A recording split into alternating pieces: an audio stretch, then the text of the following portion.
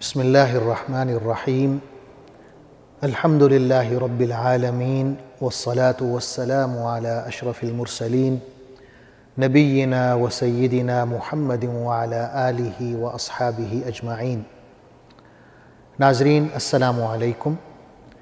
سیرت النبی صلی اللہ علیہ وسلم کے حوالے سے ہماری گفتگو جاری ہے اور آج اس سلسلے کا 46واں پروگرام ہے۔ فتح مکہ کے حوالے سے بات ہو رہی تھی۔ پچھلے پروگرام میں عرض کر رہا تھا کہ رسول اللہ صلی اللہ علیہ وسلم نے اللہ سے دعا کی کہ اے اللہ، یہ جو ہمارا سفر ہے مکہ کی طرف، مکہ پر ہم حملہ کرنے جا رہے ہیں، یہ خبر قریش تک نہ پہنچے اور یہ راز رہے۔ اللہ نے اپنے رسول کی دعا قبول فرمائی اور قریش کو کانوں کان خبر نہ ہو سکی۔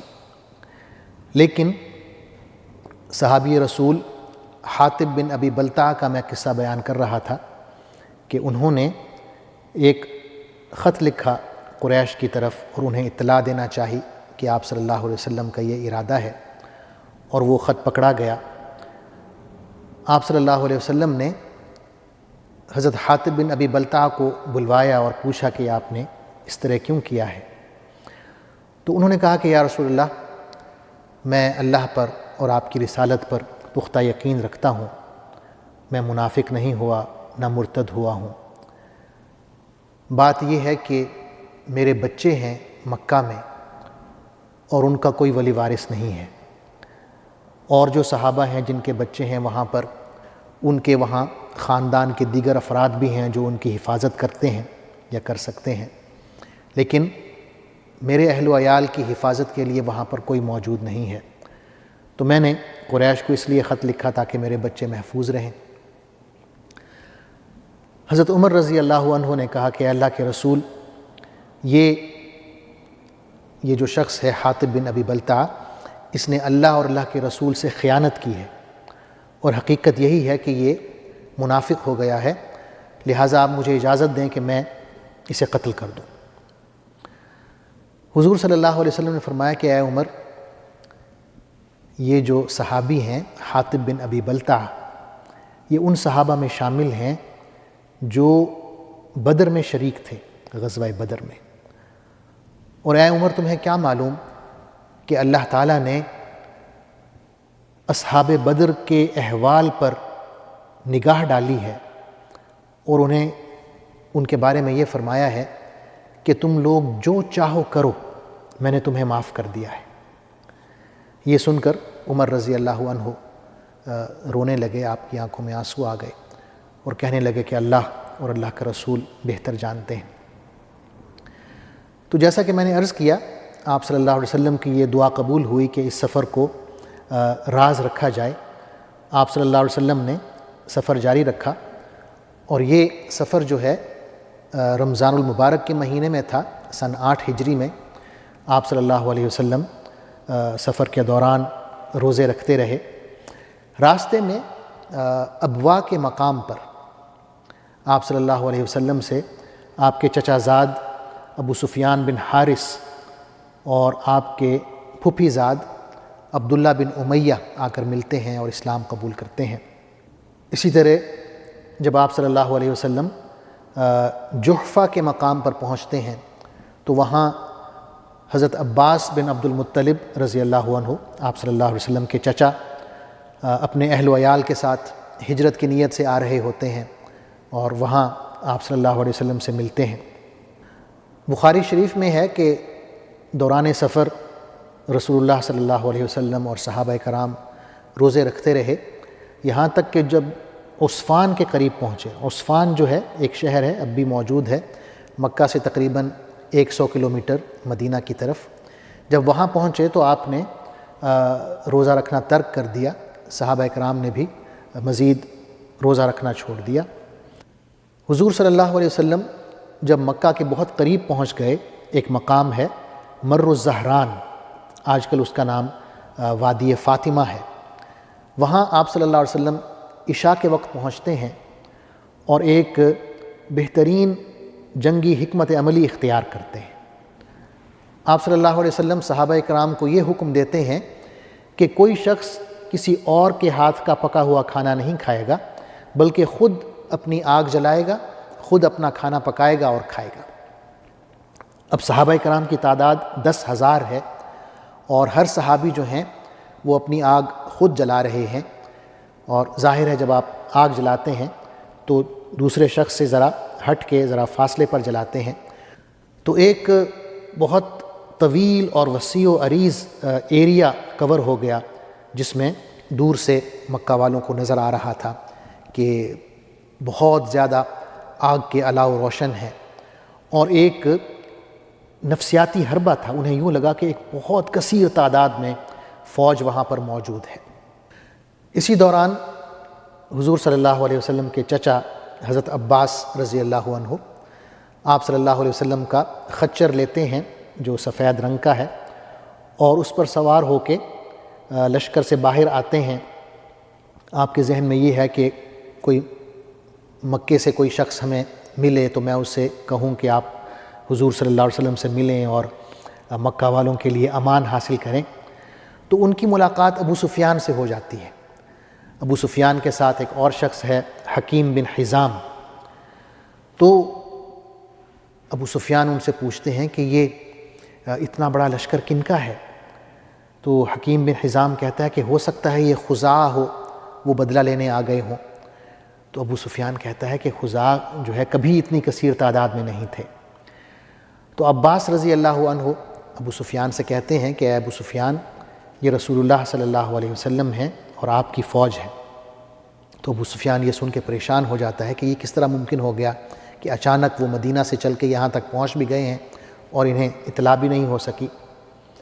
تو وہ کہتے ہیں کہ اے عباس، میرے ماں باپ تم پر قربان ہوں، مجھے بتاؤ کوئی حل، ہم کیا کریں؟ تو حضرت عباس کہتے ہیں کہ اے ابو سفیان، اگر اس حالت میں تم پکڑے جاتے ہو تو تمہیں قتل کر دیا جائے گا، تو اس لیے بہتر ہے کہ میرے ساتھ چلو، میں تمہیں رسول اللہ صلی اللہ علیہ وسلم کے پاس لے جاتا ہوں اور تمہارے لیے امان طلب کرتا ہوں۔ ابو سفیان حضرت عباس کے پیچھے ہی آپ صلی اللہ علیہ وسلم کے خچر پر بیٹھ جاتے ہیں، اور حضرت عباس انہیں لے کے دوبارہ اسلامی لشکر میں چلے جاتے ہیں۔ وہاں جہاں سے بھی گزرتے ہیں تو صحابہ کرام پوچھتے ہیں کہ کون ہے، پھر پہچان کے کہتے ہیں کہ یہ تو رسول اللہ کے چچا ہیں جو رسول اللہ صلی اللہ علیہ وسلم کے خچر پہ سوار ہیں، اور ادب سے راستہ دے دیتے ہیں۔ یہاں تک کہ حضرت عمر رضی اللہ عنہ پوچھتے ہیں کہ کون ہے، تو جب وہ پہچانتے ہیں کہ حضرت عباس ہیں اور ان کے پیچھے ابو سفیان بیٹھے ہوئے ہیں، تو ابو سفیان کو دیکھ کر وہ کہتے ہیں کہ یہ تو ابو سفیان ہے، اللہ کا دشمن ہے، اور آج یہ بچ کے نہیں جا سکے گا، اور اللہ کا شکر ہے کہ بغیر کسی معاہدے کے یہ ہمارے قبضے میں آ گئے ہیں۔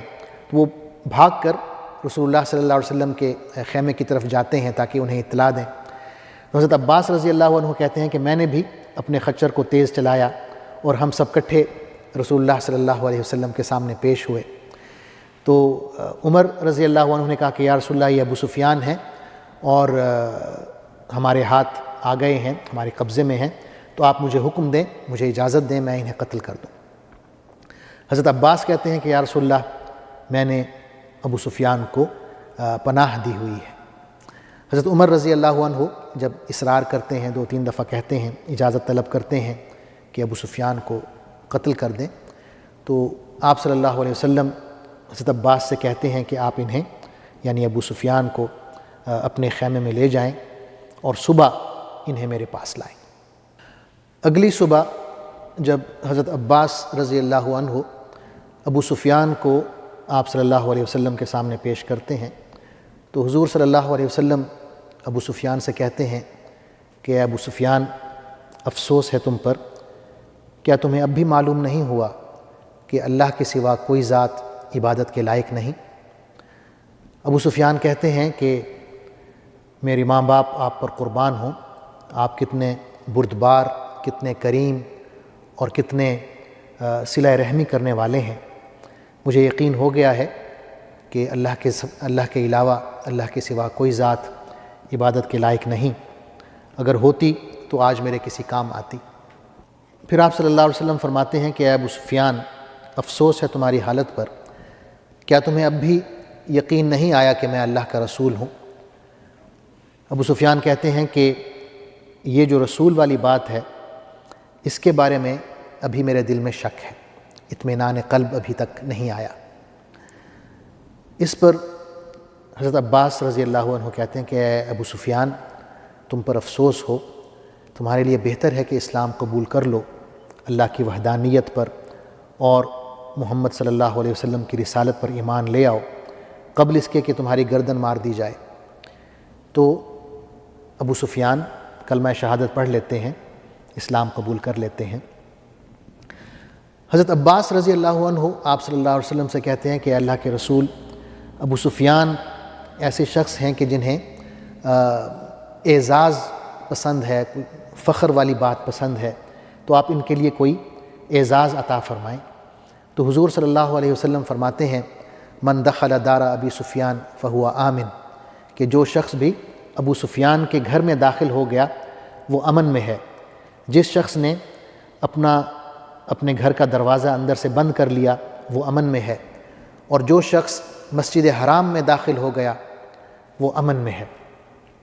اس کے بعد حضور اکرم صلی اللہ علیہ وسلم اسی صبح جو کہ منگل کی صبح ہے، 17 رمضان المبارک ہے، سن 8 ہجری ہے، صحابہ اکرام کو اس جگہ سے جہاں پر آپ نے پڑاؤ ڈالا ہوا تھا، مر الزہران یا آج کل کے حساب سے اس کا نام وادی فاطمہ ہے، وہاں سے کوچ کا حکم دیتے ہیں، اور ایک اور مقام ہے جو مکہ کے بالکل قریب ہے، اس کا نام ہے ذی طویٰ، وہاں پر پہنچتے ہیں اور لشکر کو ازسر نو تقسیم کرتے ہیں۔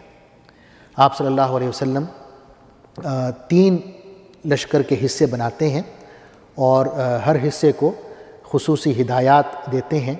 وہ کیا ہدایات تھیں اور ان لشکر کی قیادت جو ہے کن صحابہ کے پاس تھی، وہ انشاءاللہ میں اگلے پروگرام میں عرض کروں گا۔ تب تک کے لیے اجازت چاہتا ہوں۔ اللہ حافظ، السلام علیکم ورحمۃ اللہ وبرکاتہ۔